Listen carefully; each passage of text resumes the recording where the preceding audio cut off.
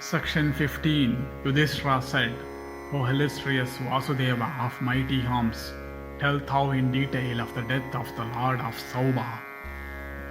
My curiosity hath not been appeased by thy narration. Vasudeva said, O mighty horned king, hearing that the son of Srutasravas, Sisupala, had been slain by me, Salwa, O best of the Bharata race, came to the city of Dvaravati, and O son of Pandu, the wicked king, stationing his forces in array, besieged that city around and above, and stationing himself in the upper regions. The king began his fight with the city, and that encounter commenced with a thick shower of weapons from all sides. And O bull of the Bharata race, the city at that time was well fortified on all sides, according to the signs of fortifications, with pennons and arches and combatants, and walls and turrets, and engines, and miners, and streets barricaded with spiked woodworks, and towers and edifices,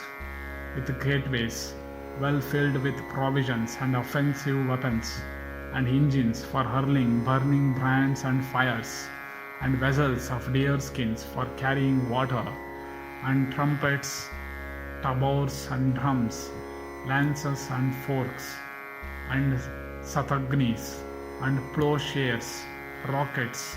balls of stone, and battle axes, and other weapons and shields, embossed with iron, and engines for hurling balls and bullets and hot liquids. And the city was also well defended by numerous cars, and O tiger among Kurus, by Gada and Shamva and Uddhava and others, and by warriors of prowess, tried in battle, all well born and capable of encountering any foe, and these all placing themselves on commanding posts, aided by cavalry and standard bearers, began to defend the town, and Ugrasena and Uddhava and others, to prevent carelessness proclaimed throughout the city that nobody should drink, and all the Rishnis and the Handakas, well knowing that they would be slain by Salwa if they behaved carelessly, remained sober and watchful.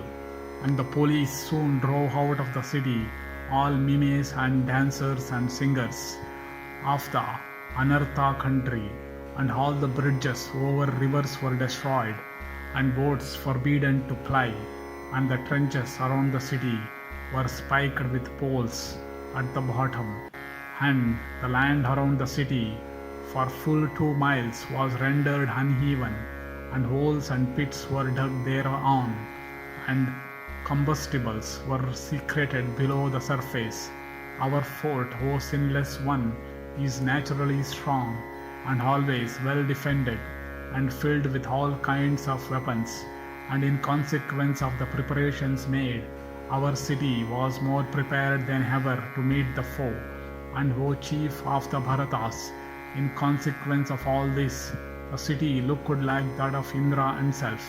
And O king, at the time of Salwa's approach, nobody could either enter or leave the town of the Rishnis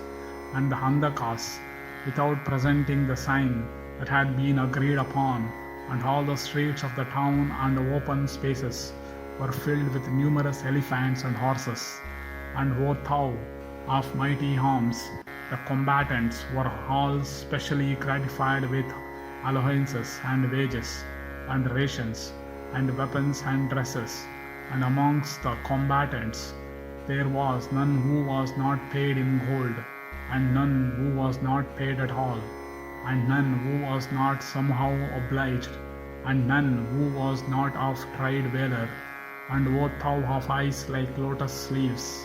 it was thus Dwaraka, abounding in well-ordered arrangements, was defended by Ahuka, Ugrasena,